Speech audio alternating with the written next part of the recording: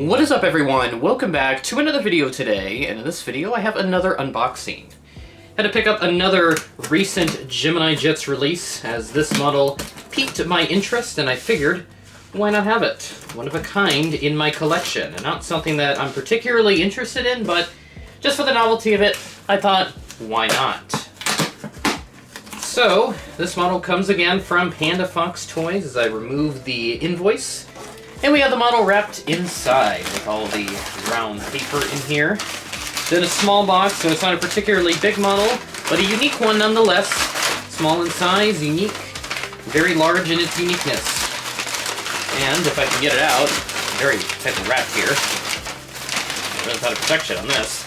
It is the Gemini Jets 1:400 scale Cubana Antonov AN-26. My first Antonov unboxing on the channel, and only my second Antonov model in my collection as well. So I already have an Antonov 124, and I might do a retro review episode on it later on, so let me know if you guys are interested in that. But otherwise, let's head up to the studio and let's unbox this. And here we go for the unboxing of the Gemini Jets 1:400 scale Cubana Antonov AN-26. Bit of a unique airline for the collection, my first Cubana aircraft, first Antonov AN-26 in my collection, and as I said earlier, this is only my second Antonov aircraft in my collection. So this is your standard Gemini Jets box, but you do have the 25th anniversary insignia on the top left. Flip it open, you can see the model inside, looks like it's in pretty good condition, and then here is the pamphlet. Feel free to read this as you wish.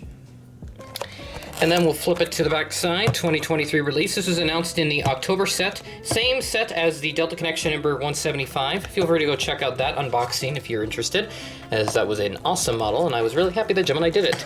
Item number on this is GJCUB, or Cub 1970.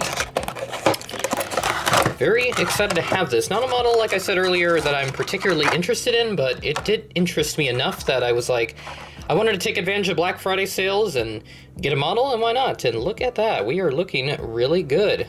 Feels kind of light too. A lot lighter than I was expecting, but a very solid build quality nonetheless. Great effort from Gemini. And here she is, the Cubana Antonov AN-26 by Gemini Jets. This mold comes over from JC Wings, and I have to say, on first glance, JC did a really great job with this mold. Very happy to have this in my collection, so let's go ahead and do a review. Start off at the front, we've got the nose cone, you got a little anti-glare shield, and then you have the cockpit windows, got a little door right there, and then some exterior detail, which if I turn the model over, you can kind of see, it's just on that left side, it's not even there on the right side, because you got a door right there. So kind of an interesting detail. If anybody knows what it is, because I'm not exactly familiar with the Antonov 26, feel free to leave a comment, I'd be interested to know. And you got a little flag up there just above that said detail, if I can get that into focus. That I believe is a flag of Cuba. And you got the engines right here, along with a little exhaust pipe, which is molded very well. That is very nice. It looks like real metal, even though that probably is just silver paint, but very nice detail right there. Got a couple little windows there, along with some other printed details. You got 3 on this side.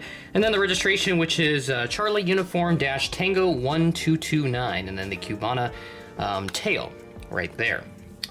Flip it over to the other side, you've got some more details over here. Make up for the fact we don't have that exterior detail, you got a lot of printed details. Also got a little R1 door there, which is really nice, and another flag of Cuba right there. Got the Cubana titles, and then you have 4 windows on this side, one of them with a red outline, which is pretty interesting, and then the door also has a similar colored outline. And then over to the back, again, you can see the registration, all that cool stuff. Very nice. And flip it over underneath. You can see a lot of details under here. A lot of them molded on, which is pretty cool. So go ahead and start up from the top and work our way towards the back here, if I can get that into focus.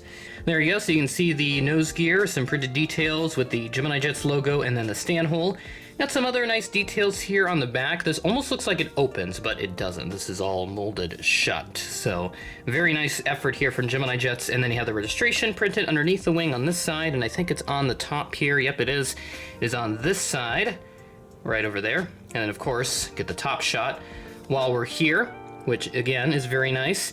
Very basic though, but still very solid nonetheless. And it is a cradle mold, but considering the size of the model, I don't think a cradle mold would have been the worst choice to make. It probably is the more ideal choice to make, because if you do 2-piece with such a small plane, then there's some more problems that could potentially come up with that kind of mold.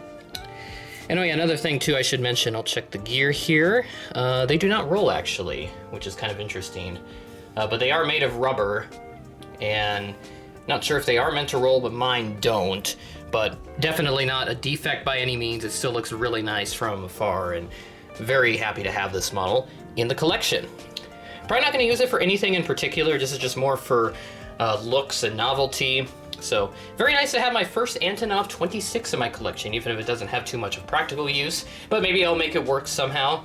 I know that there is one that is sitting in Key West at one point, because a friend was telling me the other day when I was talking to him about the Cubana Antonov 26, he was telling me about that there's a crazy story about how one ended up at Key West, at the Key West airport in Florida, so kind of an interesting story about that.